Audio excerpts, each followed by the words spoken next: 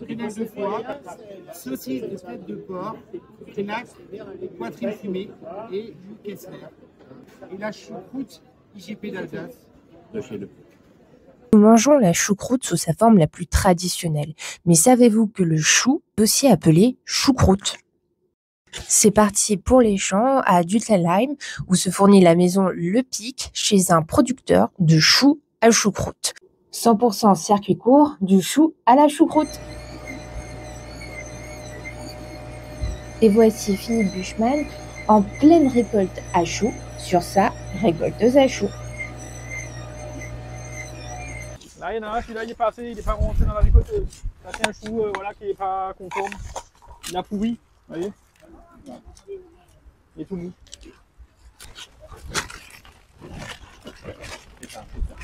Donc, elle récolte une rangée après l'autre. Hein. Ça prend qu'une rangée. Donc, on appelle ça le cueilleur. Il passe au-dessus des têtes. Et ça permet de guider un peu pour que ça a la même forme que la tête de chou, c'est arrondi. Ça là, c'est un genre de vis sans fin. Donc il y en a deux, une de chaque côté de la tête, et ça arrache donc toute la tête. Ça arrive là, au niveau de la... C'est une scie en fait, hein, comme pour couper du bois, et qui tourne en continu. Ça coupe la racine qui est éjectée à l'arrière. Et ensuite, là-bas, il y a les trois rouleaux. Il reste plus que c'est que la tête, elle soit comme ça, voilà. Une fois qu'elle est récoltée. Et aussi que la partie en bas là, qu'elle soit coupée au plus ras de la tête, pas qu'il reste encore un morceau de la racine accroché, sinon à la choucrouterie, ils sont embêtés pour l'éliminer. Donc en général, on récolte par une journée environ la moitié, un demi-hectare, hein, environ 50 tonnes, 40-50 tonnes. Et là, vous faites que du chou à choucroute, du chou-choucroute? Oui, chou à choucroute, oui. Oui. Mais au niveau de mon exploitation, on produit également du blé, du maïs, des betteraves sucrières, voilà. Et ce qui permet d'avoir une certaine rotation pour les parcelles. Et voilà. Et au niveau financier, en fait, c'est le chou à choucroute qui vous rapporte l'exclusivité en fait de vos revenus? Sur mon exploitation, ouais, on va dire ça amène environ 40% du revenu. Je le tire grâce au chou à choucroute. 2020 et 2022, c'était des années de sécheresse. Oui. Et comment vous faites justement dans ces moments-là au niveau de l'irrigation?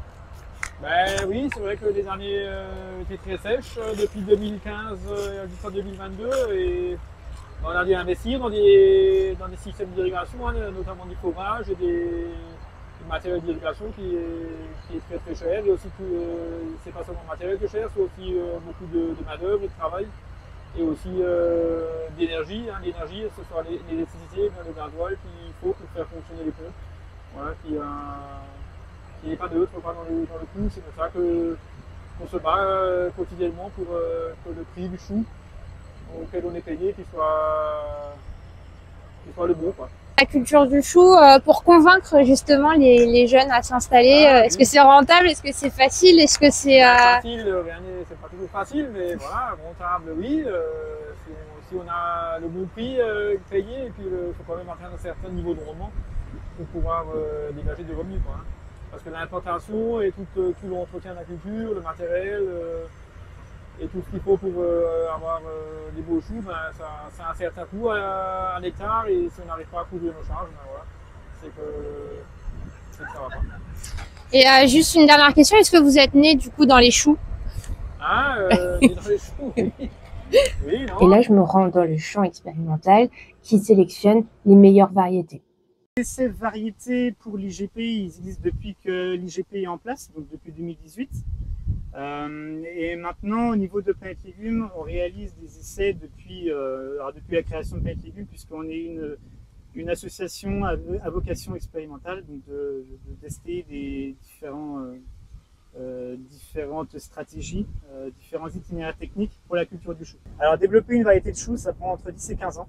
Ah ouais. C'est extrêmement long, ça passe par des croisements, ça passe par de la recherche génétique, du croisement génétique, moléculaire. Et tous les essais qu'on réalise ont différents objectifs. Ici, on est sur un essai de variété où on évalue l'adaptation de différentes variétés notamment des nouveautés, et en comparaison à des références locales qui sont cultivées dans le secteur. Et donc l'objectif, c'est d'évaluer leur capacité à répondre aux besoins à la fois du producteur en termes de qualité de chou, de rendement, de tolérance vis-à-vis des stress abiotiques et biotiques, mais également pour les choucroutiers en termes de qualité choucroutière, de facilité à la mécanisation, de facilité de coupe également en choucrouterie. Donc on évalue tous les ans des variétés références pour évaluer si elles ont évolué dans le temps, puisque une variété évolue selon son âge. Et disons que une variété qui est sortie au début des années 2000, aujourd'hui elle a un comportement qui est peut-être un petit peu différent. Et puis on évalue également des nouveautés qui viennent d'arriver sur le marché ou bien qui vont arriver sur le marché dans les prochaines années. Et l'objectif, c'est d'être toujours le plus pertinent possible et puis de fournir aux producteurs une liste variétale la plus adaptée possible au territoire et à leurs besoins. Et vous disiez en fait pour faire du chou, ça nécessite énormément d'irrigation. Donc là, cette année, vous êtes, je pense, les seuls à avoir eu de la chance avec les intempéries.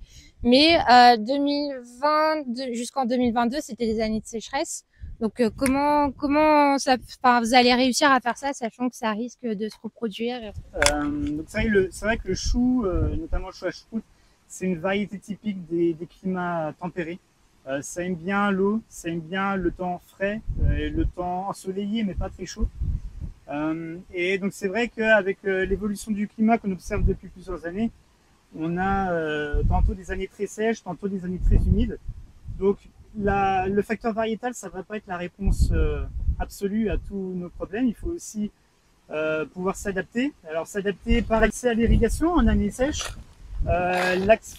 s'adapter dans les années humides au risque maladie qui est toujours plus important par rapport à une année sèche. Donc ça demande énormément de capacité d'adaptation aux producteurs, d'où l'intérêt de faire différents essais dans différents domaines pour pouvoir, au moment où le stress arrive, de pouvoir conseiller le producteur en lui disant bah voilà, là il faut faire ci, là il faut faire ça. Est-ce que justement comme ça, en plantant différentes variétés, on peut arriver à un chou de meilleure qualité pour la choucroute? Alors c'est vrai que de plus en plus on s'intéresse, il y a une vraie demande à travailler sur l'assolement et sur la rotation culturelle. Quand on a une culture de chou, par exemple sur cette parcelle, il n'y aura pas de chou avant 2028 à nouveau. C'est-à-dire qu'il faut au moins 3 ans de rotation. 3 ou 4 ans de rotation, c'est le minimum qu'on peut faire pour limiter justement la pression en maladie. Et maintenant, sur l'échelle de la rotation, on s'intéresse énormément à l'intérêt du précédent culturel, tantôt si c'est un blé, tantôt si c'est un maïs, un soja, une pomme de terre. Elles vont toutes avoir une influence différente sur la qualité du sol, sur la disponibilité en fertilisants. Et donc, il y a vraiment un intérêt à travailler de plus en plus là-dessus. On travaille également sur l'intérêt des engrais verts, sur la mise en place d'un engrais vert à l'automne et d'évaluer l'impact que ça a sur la fertilité du sol, sur la capacité à lutter contre les adventices, sur la capacité de cet engrais vert à réduire la fertilisation sur la culture du chou qui vient au printemps suivant.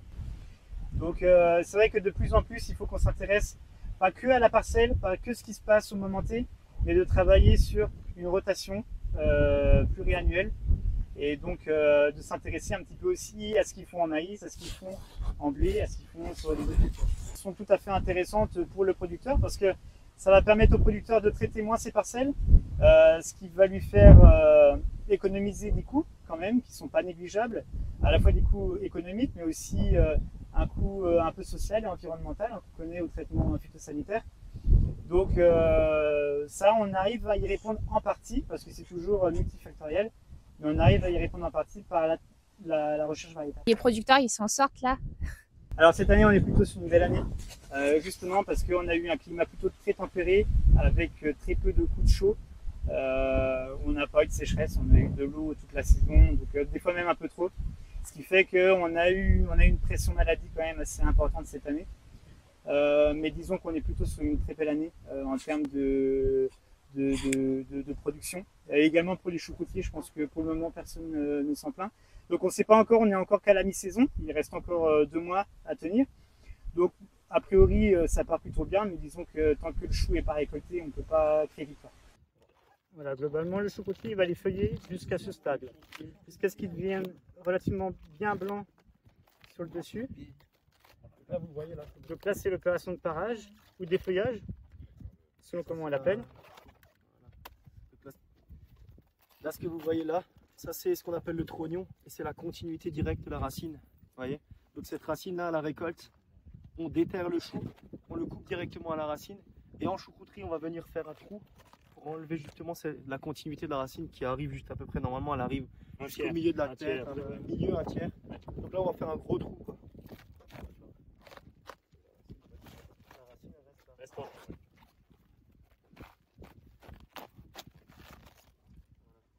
Le trognon, il est un peu tordu. C'est pas forcément optimal. Pour un choucroutier, c'est pas le meilleur exemple. Mais disons que donc, le trognon, il sera étrogné.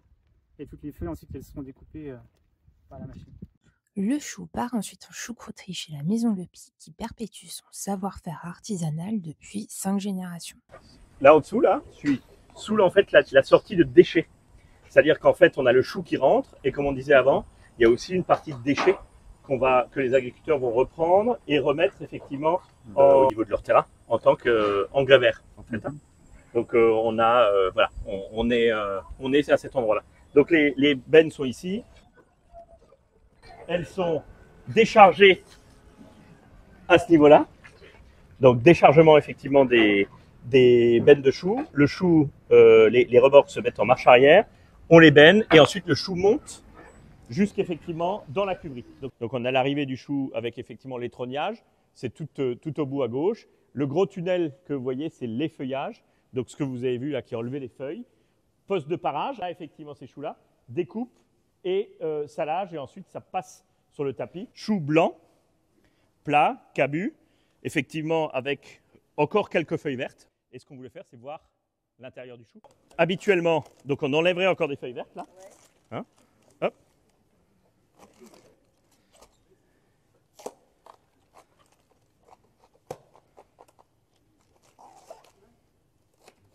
Et donc là, effectivement, on a un chou pareil, blanc, et qui, effectivement, est de bonne facture.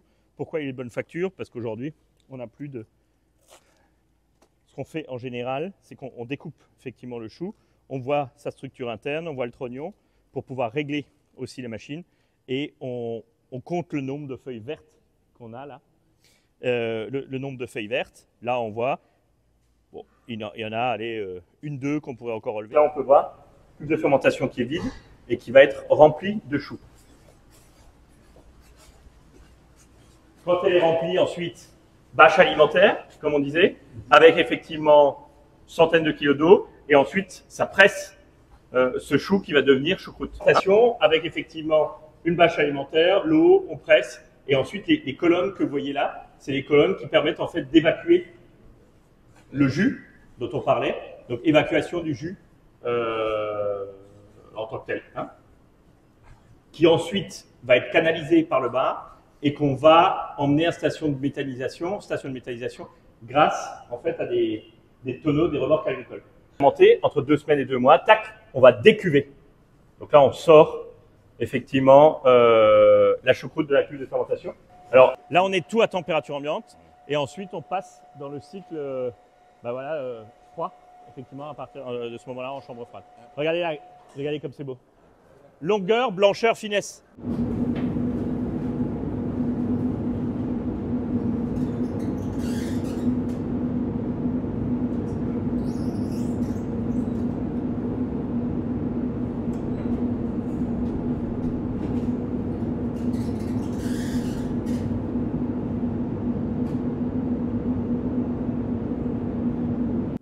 Et voilà. Donc là, effectivement, décuvage. Et ça, c'est fait effectivement toute la journée pour vider les cuves de fermentation et ensuite les re-remplir. Hein.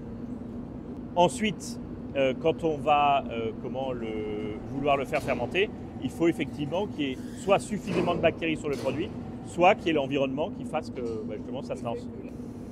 Alors ici, on arrive dans la zone de conditionnement effectivement de produits. Alors conditionnement de produits, là on est sur le conditionnement de choucroute crue. Donc là, cru.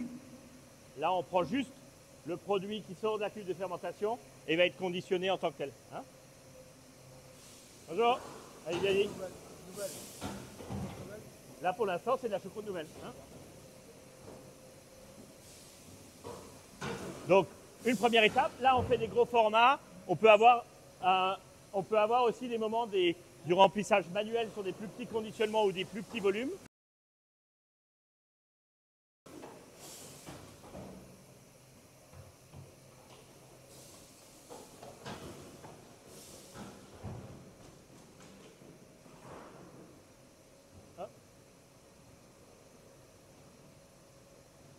Après, on va voir la sortie des produits cuits et on va retourner à la boutique. Ce qui se passe, c'est qu'après, effectivement, 1h30 de cuisson, les seaux arrivent, la choucroute sort, on y rajoute la petite sauce maison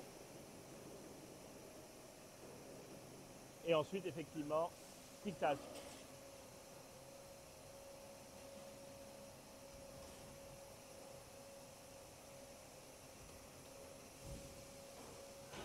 Ensuite,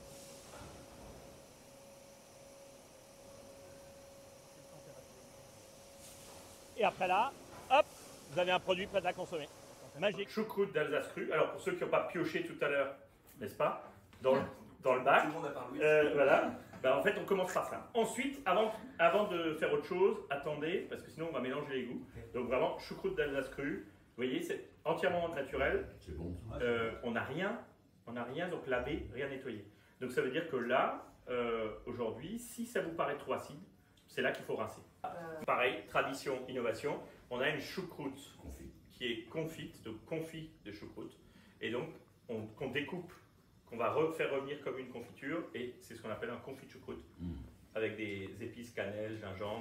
Alors ici, on a effectivement un kouglof à la choucroute, kouglof d'accueil, qu'on vous présente aujourd'hui. L'idée, c'est de vous montrer effectivement toujours et encore, depuis le début, la choucroute d'Alsace IGP, c'est avant tout un légume lacto-fermenté sain et qu'on va pouvoir utiliser à toutes les sauces, dans tous les moments, à toutes les applications. Et là, par exemple, un kouglof salé. Donc kouglof, hein, c'est ce gâteau, c'est cette forme, ce gâteau traditionnel alsacien qui, du coup, est chez nous, dans la famille, associé à de la choucroute. Voilà. Perle dans les mines.